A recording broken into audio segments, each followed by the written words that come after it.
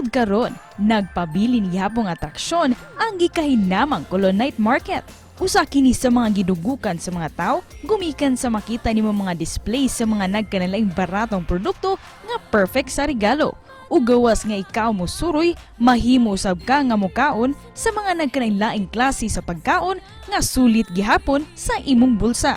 Busa karong buntaga, sayran nato nganong hangtod karon, patok gihapon sa katawhan ug nganong nagpabilin gihapong iconic ang Colon Night Market dinhi lang sa GMA Regional TV Live. Sa ulugan sa Pasko sa Karbuan itong hisgutan ron buntaga makapuso, makauban nato Councilor Maria Pino Buanghog. Mayong buntag, Ma Maria, kumusta? Welcome sa GMA Regional TV Live. Good morning. Mayong buntag sa tanan nato mga kaigsoon, labi na sa nagsunod din atong programa karong buntaga. Kumusta ma'am? Og pila na kasimana sukad sa pag-implement ninyo sa Colon Night Market? Sukad gibuksan unsa na may assessment ninyo? So far ang atong Colon Night Market nindot kaayo ang dagan tungod kay ang katawhan ubay-ubay na gyud nga ni duol o ni patronize sa ato ang Colon Night Market. Gani dili nimo ma-count ang Lunes yung days unta amo nang kaniadto sa experience namo kanang adlaw nga Lunes, Martes, unya Huwebes ningaw ginang mga adlaw atan sa karon nga pagdalik sa atong night market kaluoy sa Ginoo kada adlaw daghan ang abot ug daghan nga mosuroy sa atong night market. Pila ka buka stalls ang nakaron diha sa night market sa Colon ma'am? Ug unsa mga produkto ang gipang display dire? Ang atong stalls diha mga 400 plus na siya din no. Kanya pero nata gyud mga ganagmay kay ato mag-accommodate ang mga gagmay in town karang mga gagmay mandahay. Ang stalls nga diskutanan nato kanang magunto ba ito nga gigamit na mo nga mga kanang tent. Pero ang na niya mo sobras 400 ka mga stalls nya dahil mga gagmay-gagmay nga ato sa gitatil sa sila taon para mga makatangin na buhi lang gyapon diha sa atong Colon. Pero ang atong gingon diha ato gyung gisigo ang lugar tungod kay ang lugar nga gihatag nato moro man sa gyud ang atong gi-occupy. Ma'am, nganong gibalik man sa Cebu City Government ang night market sa Colon?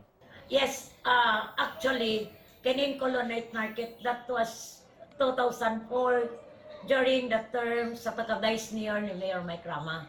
So, sa tinuod lang tagsugod naman ni we struggle for almost 5 years tungod kay ningaw kayo, di ta kayo gidawat sa katawhan hangtod nagtadayon ang ato ang Colon Night Market, then niabot ang laing administrasyon, nausab ang lugar sa night market, pero tagdalik ni Mayor Mike Rama karon ang iya ging kanunay nga istorya namo, we will get back the glory of Colon because Colon is the oldest street in Cebu City.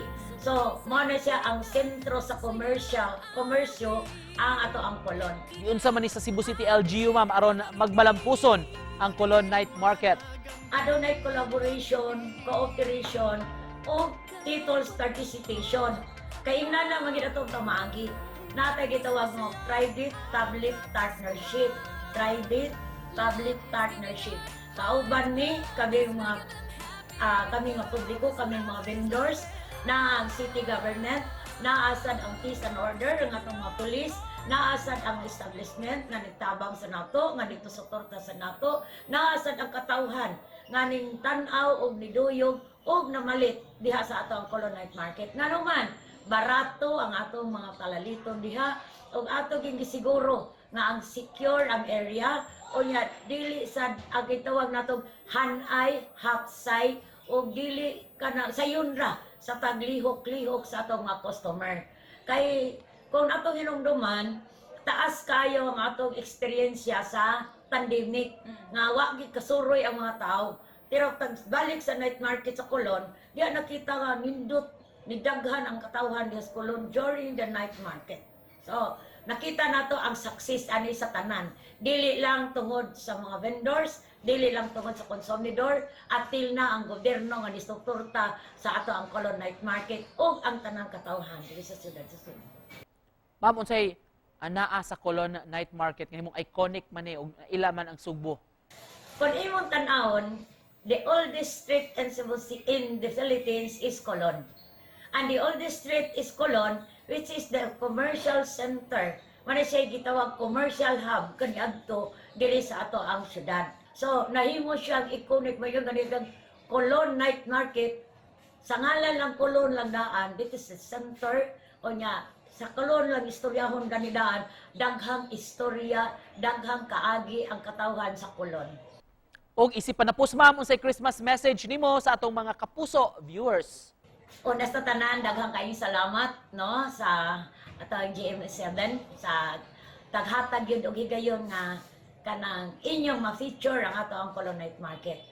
Ang ato lang ang mensahe na gikan namo sa among grupo sa Sikuba, gikan sa akong pamilya nga hinaot nga itadayon nato ang kalinaw, taglambo o taghiusa sa ato ang dili lang sa Sugbo kung dili sa tibuok nasod.